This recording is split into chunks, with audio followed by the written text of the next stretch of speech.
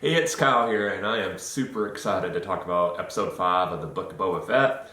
Obviously, in the last episode, the Mandalorian, Din Djarin, was teased. I think everybody expected him to show up in this episode, or at least maybe, episode 6 or something like that.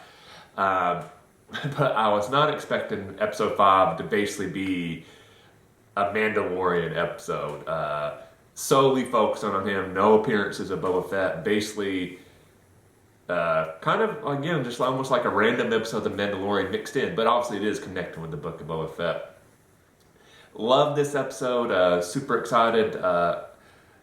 Obviously, it's the same people behind it. It's not surprising, but I had this same feel and theme, and everything felt like it was just The Mandalorian, which was great. Because obviously, sometimes when you have crossover events and the character feels different, it's like, well, this is not the same character we were watching in this other series. Why is he different? That was the case here. It just felt like you were right back in The Mandalorian. So it was awesome to get to see our favorite Mando again.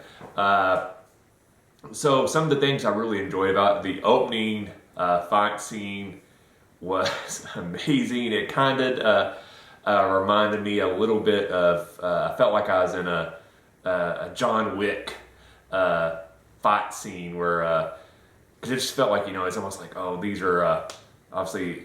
The fight scene took place in a butcher, which is kind of neat because I don't know if we've ever seen that in Star Wars before. So I see more people just manually at work, and the Mandalorian finds this bounty in the back office, and then there's almost kind of like a Mandalorian versus a gang of butchers fight scene, which was really cool. It was amazing to see him pull out the darksaber. So one, we know he still has the darksaber, and then he's defaulting as that as his main fighting weapon. I found it very interesting that he went to that before he went to any of his other weapons we've seen in the past, or his spear. He defaulted to the dark saber, which again I found that very interesting that that's come his main go-to weapon. But it's clear from the fight scene, even though he did some amazingly cool things in there, he's still learning to use it because he did injure himself during the fight accidentally in a way that a Jedi would never had made that mistake. But that was one of the coolest fight scenes I have ever seen. It reminded me a lot, the way I was excited for this scene was similar to Boba Fett's fight scene against the Stormtroopers in the tragedy episode of The Mandalorian. It is that same stuff like, oh, this is awesome. Wow, wow, wow, wow. So that was really cool. Then you transition straight from that, and The Mandalorian reconnects with his old group. He's found the armor, which I assumed she had survived. Is one of those things, like unless they show it on screen, I think they're implying like she's still out there. So even since we didn't see her die in The Mandalorian, I was assuming she got away. She's out there. She's trying to reestablish their group again. And you obviously get the little Mandalorian dark saber training session, but then you get a challenge for the dark saber, which I have a feeling this is something when the Mandalorian comes back for the next season that you'll see a lot that he might have to get used to. Like, oh, I'm going to be challenged with the darksaber all the time. I need to get used to this. Then I wasn't expecting to get somewhat heartbroken in this episode because I felt like it's just going to be kind of more the hits to kind of get him to Boba Fett. But then he's basically kicked out of his group because he has to admit he's taking off his helmet. But obviously, as viewers, we know why he took off his helmet during his effort to try to save Grogu. And it kind of brings up one of those questions, a part of his creed is for the younglings and to get his youngling back. And he broke this other tenet of his religion, taking his helmet off, to help the foundling. So it's like he had to do something to do one part of his tenet, but he had to sacrifice another part of his tenet. But to see that this group is so diehard, there's no exceptions, there's no excuses, it doesn't matter, you're not allowed to do it. He's basically kicked out. So again, I expect this. I think it felt like something. A lot of stuff in this episode felt like it was setting up stuff like, all right, this is stuff we're going to be dealing with in the next season, The Mandalorian, which I'm all about. Very cool. From there, he goes to Tatooine. We didn't know. I was wondering why. I was like, did he get his message somehow already from Fennec that Boba Fett needs help? But no, he's going back to, because he's been informed that there's a possibly a new ship for him on Tatooine. He thinks it's another Razor Crest. It's not.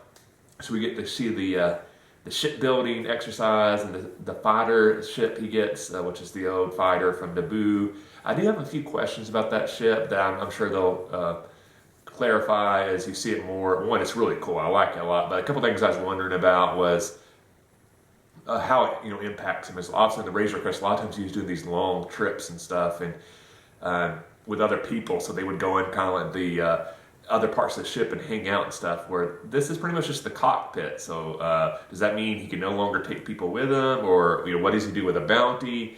I think he can fit one more person in that ship and the little bubble behind him, but is that it?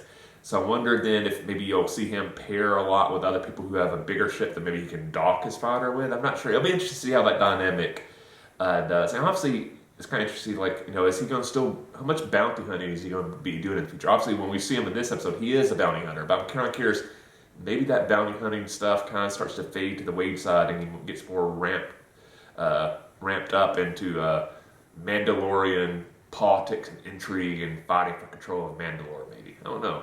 Just throwing it out there. But anyway, we get to see the ship. That's really cool. And then obviously at the very end, we get Fennec showing up and asking for his help with Boba. He agrees without even knowing what Boba needs, because that's just who the Mando is.